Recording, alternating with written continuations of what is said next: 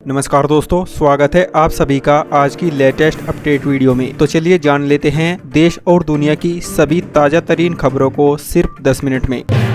प्रधानमंत्री के जन्मदिन पर पीपल के पेड़ लगाएगी भाजपा, जेपी नड्डा करेंगे प्रदर्शनी का उद्घाटन। बता दें कि प्रधानमंत्री नरेंद्र मोदी का जन्मदिन 17 सितंबर से भाजपा सेवा पखवाड़ा मनाएगी, जो 2 अक्टूबर तक चलता रहेगा। इस दौरान लोगों की सेवा से जुड़े कई कार्यक्रमों की घोषणा की गई है। इस दौरान जगह जगह पर कोरोना टीका लगाने, रक्तदान शिविर आयोजन करने और दिव्यांग जनों को उपकरण देने का काम किया जाएगा। देश के विभिन्न स्थानों पर पीपल के पेड़ लगाए जाएंगे और स्वच्छता को बढ़ावा दिया जाएगा। इस दौरान खादी वस्त्रों के उपयोग को बढ़ावा देने और जल मृदा संरक्षण के कार्यक्रम आयोजित किए जाएंगे। आत्मनिर्भर अभियान में राजनाथ सिंह का बड़ा संदेश, भारत में जो बिकेगा वही बनेगा। आपको बता दें कि रक्षा मंत्री राजनाथ सिंह ने कहा कि आत्मनिर्भर भारत अभियान के तहत भारत ने विनिर्माताओं के लिए दरवाजे खोल रखे हैं, लेकिन शर्त इतनी है कि यहाँ जो बिकेगा वह यही बनेगा। और इस मंत्र पर चलते हुए आने वाले समय में भारत दुनिया का सबसे मजबूत देश बनकर उभरेगा। सलमान खान के घर की बढ़ाई गई सुरक्षा, मर्डर को अंजाम देने के लिए गैंगस्टर्स ने कर ली थी पूरी तैयारी। बता दें कि गैंगस्टर लॉरेंस बिश्नोई के निशाने पर आए अभिनेता सलमान खान धमकी मामले में मुंबई पुलिस जांच के लिए पंजाब पहुंची। वहीं दूसरी तरफ बांद्रा में सलमान खान के घर के बाहर सुरक्षा बढ़ा दी गई है। सलमान के घर के बाहर मुंबई पुलिस के जवान बिल्डिंग के कंपाउंड में तैनात हैं। वहीं प्राइवेट सुरक्षा गार्ड बिल्डिंग के बाहर नजर रखे हुए हैं। पुलिस सूत्रों से मिली जानकारी के मुताबिक गैंगस्टर लॉरेंस बिश्नोई के प्लान बी के तहत सलमान को मारने की साजिश रची गई थी और इसे कनाडा में बैठे गोल्डी ब्राड लीड कर रहे थे। नितिन गडकरी खत्म करने वाले हैं पेट्रोल और डीजल की झंझट। जी हां, बड़ी खबर आ रही है, भारत में जल्द ही फ्लेक्स फ्यूल इंजन वाली पहली कार पेश होने जा रही है। इसके बाद पेट्रोल और डीजल की बढ़ती कीमतों की चिंता खत्म हो जाएगी। जानकारी के मुताबिक इस कार को जापानी कार कंपनी टोयोटा बना रही है और केंद्रीय सड़क परिवहन और राजमार्ग मंत्री नितिन गडकरी इसे इसी महीने पेश कर सकते हैं। जिग्नेश मेवाणी को 6 महीने जेल की सजा, 2016 के मामले में अहमदाबाद कोर्ट का फैसला। आपको बता दें कि कांग्रेस के कार्यकारी अध्यक्ष जिग्नेश मेवाणी को शुक्रवार को अहमदाबाद की निचली अदालत ने 6 महीने की सजा सुनाई है। कोर्ट ने 6 साल पहले यानी 2016 में गुजरात यूनिवर्सिटी का नाम बदलने के मुद्दे पर तोड़फोड़ के मामले में कड़ा रुख अपनाया है। कांग्रेस नेता एवं विधायक जिग्नेश के साथ ही कुल 20 आरोपियों को भी दोषी पाया गया है। कोर्ट ने इस मामले में 3 अलग अलग सजा का ऐलान किया है। इन 3 मामलों में से एक में 6 महीने की कैद, दूसरे मामले में 500 रुपए और तीसरे मामले में 100 रुपए का जुर्माना लगाया गया है। आबकारी नीति को लेकर ईडी की बड़ी कार्रवाई, देश भर के 40 ठिकानों पर मारा छापा। आपको बता दें कि दिल्ली की आबकारी नीति मामले में प्रवर्तन निदेशालय ने बीते शुक्रवार को बड़ी कार्रवाई की। जानकारी के मुताबिक ईडी की टीम ने देश भर में 40 ठिकानों पर छापा मारा है। ये छापे आंध्र प्रदेश के नेल्लोर, कर्नाटक, तमिलनाडु और दिल्ली एनसीआर के शराब व्यवसायियों, वितरकों और आपूर्ति श्रृंखला नेटवर्क से जुड़े परिसरों पर मारे गए हैं।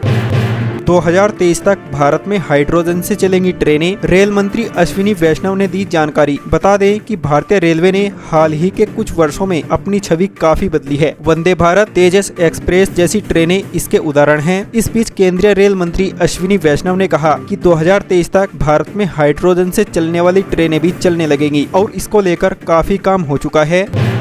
आप विधायक अमानतुल्लाह के ठिकानों पर एसीबी की रेड, बिना लाइसेंस वाला हथियार बरामद। बता दें कि दिल्ली की भ्रष्टाचार निरोधक शाखा एसीबी ने बीते शुक्रवार को आम आदमी पार्टी विधायक अमानतुल्लाह खान के घर और उनके अन्य ठिकानों पर छापेमारी की, जिसमें 12 लाख रुपए और एक बिना लाइसेंस वाला हथियार बरामद किया। एसीबी दिल्ली वक्फ बोर्ड में भर्ती में कथित अनियमितताओं की जांच कर रही है। एसीबी ने 2 साल पुराने भ्रष्टाचार मामले में पूछताछ के लिए बृहस्पतिवार को अमानतुल्लाह खान को नोटिस जारी किया था। अब इंडिया पोस्ट से भी मिलेगी अमेजोन और फ्लिपकार्ट जैसी सुविधाएं, ऑनलाइन कर सकेंगे खरीदारी। आपको बता दें कि अगर आप ऑनलाइन शॉपिंग करते हैं तो आपके लिए यह खबर बहुत काम की है। अब आप अमेजोन और फ्लिपकार्ट जैसी सुविधा इंडिया पोस्ट के माध्यम से भी ले सकेंगे, क्योंकि अब भारतीय डाक ने भी अपना ई-कॉमर्स पोर्टल शुरू कर दिया है। भारतीय डाक की इस नई शुरुआत से अमेजोन और फ्लिपकार्ट जैसे बड़े ई-कॉमर्स वेबसाइट को भी एक बड़ा झटका लग सकता है, क्योंकि भारतीय डाक का विश्वसनीय और बहुत बड़ा नेटवर्क पूरे भारत में कई वर्षों से फैला हुआ है। इस नई शुरुआत से अब डाकघर के ग्राहकों को छोटी छोटी चीजों के लिए डाकघर के चक्कर नहीं लगाने पड़ेंगे, क्योंकि अब इंडिया पोस्ट अमेजोन और फ्लिपकार्ट की तरह ही होम डिलीवरी कराएगा, जिससे ग्राहकों को घर पर भारतीय डाक की सेवाओं का लाभ दिया जाएगा। पार्थ चटर्जी और बोर्ड के पूर्व चेयरमैन को 5 दिन की सीबीआई हिरासत, अनुव्रत के घर पहुंची टीम। बता दें कि एसएससी घोटाले मामले में अलीपुर कोर्ट ने पूर्व मंत्री पार्थ चटर्जी को 21 सितंबर तक सीबीआई की रिमांड पर भेज दिया है। सीबीआई ने एसएससी भर्ती घोटाले की जांच के सिलसिले में शुक्रवार को यहां अलीपुर जिला अदालत में पश्चिम बंगाल के पूर्व मंत्री पार्थ चटर्जी की हिरासत की मांग की थी। चटर्जी और उनकी करीबी सहयोगी अर्पिता मुखर्जी को 23 जुलाई को प्रवर्तन निदेशालय ने गिरफ्तार किया था। ईडी ने अब तक फ्लैटों से आभूषण और दूसरी संपत्तियों सहित लगभग 50 करोड़ रुपए नकद जब्त किए हैं। वहीं एसएससी घोटाले मामले में गिरफ्तार पश्चिम बंगाल माध्यमिक शिक्षा बोर्ड के पूर्व अध्यक्ष कल्याण में गांगुली को 21 सितंबर तक सीबीआई हिरासत में भेजा गया है।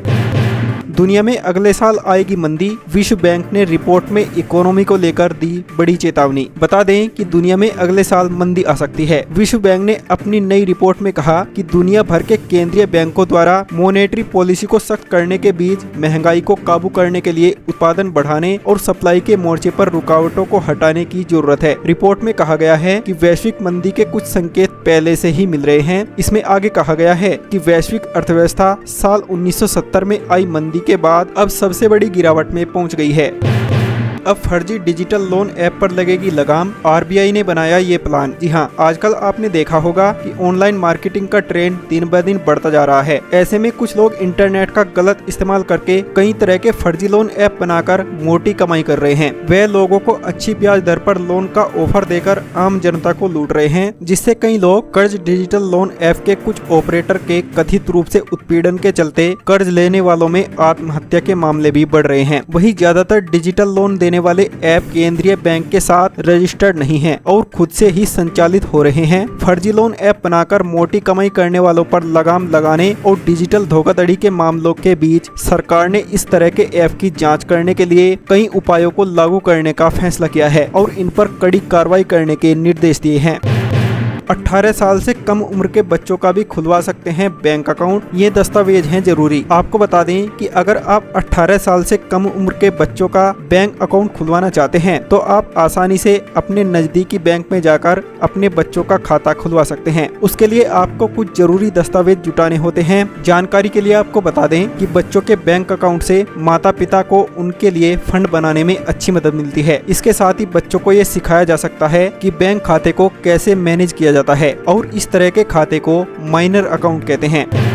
केंद्रीय पर्यावरण मंत्री बोले, चीतों को वापस लाकर पारिस्थितिक गड़बड़ी को दूर कर रहा है भारत। आपको बता दें कि केंद्रीय पर्यावरण मंत्री भूपेंद्र यादव ने शुक्रवार को कहा कि अत्यधिक शिकार होने की वजह से चीता देश में विलुप्त होने के कगार पर थे। ऐसे में नामाबिया से चीतों को लाकर देश की बिगड़ती परिस्थिति को दूर किया जा रहा है। 28वें ओजोन दिवस के अवसर पर आयोजित कार्यक्रम को संबोधित करते हुए उन्होंने शीतलन के उद्देश्यों के लिए ऊर्जा के सावधानी पूर्वक उपयोग पर जोर दिया। यादव ने कहा, भारत उन देशों में से एक है जो पारिस्थितिक गलतियों को पहले से करता आया है। उन गलतियों को सुधारा जा रहा है। भारत में शिकार अधिक होने की वजह से चीता विलुप्त हो गए। हमने बड़े मांसाहारी को वापस लाने का फैसला किया है।